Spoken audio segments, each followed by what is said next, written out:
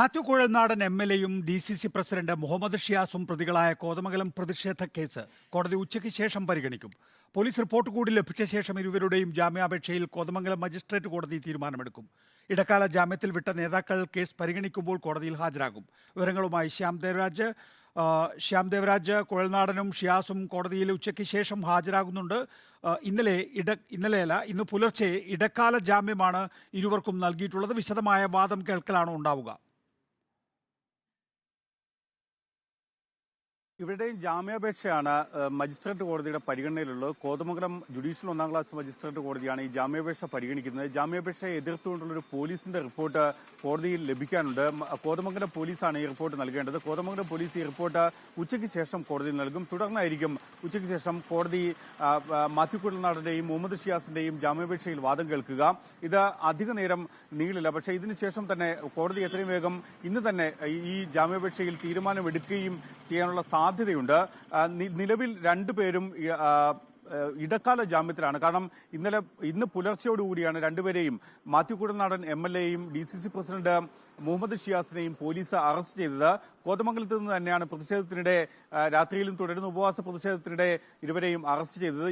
ഇരുവർക്കും ഇന്നലെ ഈ പുലർച്ചെ തന്നെ കോടതി ഇടക്കാല ജാമ്യവും നൽകിയിരുന്നു. ഇടക്കാല ജാമ്യം നൽകിയ സാഹചര്യത്തിൽ അത് സ്ഥിര ജാമ്യമാകാനുള്ള സാധ്യതയുണ്ട്. അങ്ങനെയെങ്കിൽ രണ്ടുപേർക്കും ഈ കേസിൽ, അതായത് ഇന്നലെ കാട്ടാനയുടെ ആക്രമണത്തിൽ കൊല്ലപ്പെട്ട ഇന്ദിരയുടെ മൃതദേഹവും കൊണ്ടുള്ള ഈ കോതമംഗലം ടൗണിൽ നടന്ന പ്രതിഷേധവുമായി ബന്ധപ്പെട്ട കേസിൽ രണ്ടുപേർക്കും ജാമ്യം ലഭിച്ചേക്കും.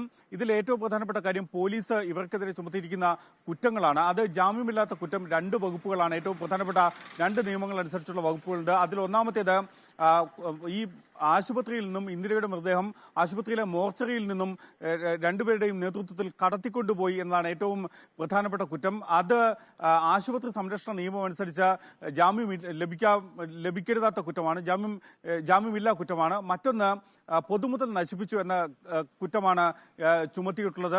പ്രാദേശിക കോൺഗ്രസ് നേതാക്കൾക്ക് എതിരെ അടക്കം ഈ കുറ്റം PDPP ആക്ട് ചുമത്തിയിട്ടുമുണ്ട്. അതുകൊണ്ട് തന്നെ ഈ കേസിൽ മുഹമ്മദ് ഷിയാസിനും മാത്യു കുഴൽനാടൻ എം.എൽ.എക്കും ജാമ്യം നൽകരുത് എന്നതാണ് പ്രോസിക്യൂഷൻ. പോലീസ് ഇന്ന് കോടതിയിൽ ഉച്ചയ്ക്ക് ശേഷം ഈ കേസ് പരിഗണിക്കുമ്പോൾ, ജാമ്യാപേക്ഷ പരിഗണിക്കുമ്പോൾ ഉയർത്തുന്ന വാദം. പക്ഷേ ഇടക്കാല ജാമ്യം തന്നെ ജനപ്രതിനിധി എന്ന നിലയിൽ കൂടി മാത്യു കുഴൽനാടന് ലഭിച്ചിട്ടുള്ള സാഹചര്യത്തിൽ അത് സ്ഥിരം ജാമ്യമാകാനുള്ള സാധ്യതയുമുണ്ട്. എന്തായാലും അതിന്മേൽ മജിസ്ട്രേറ്റ് കോടതിയാണ് തീരുമാനമെടുക്കേണ്ടത്.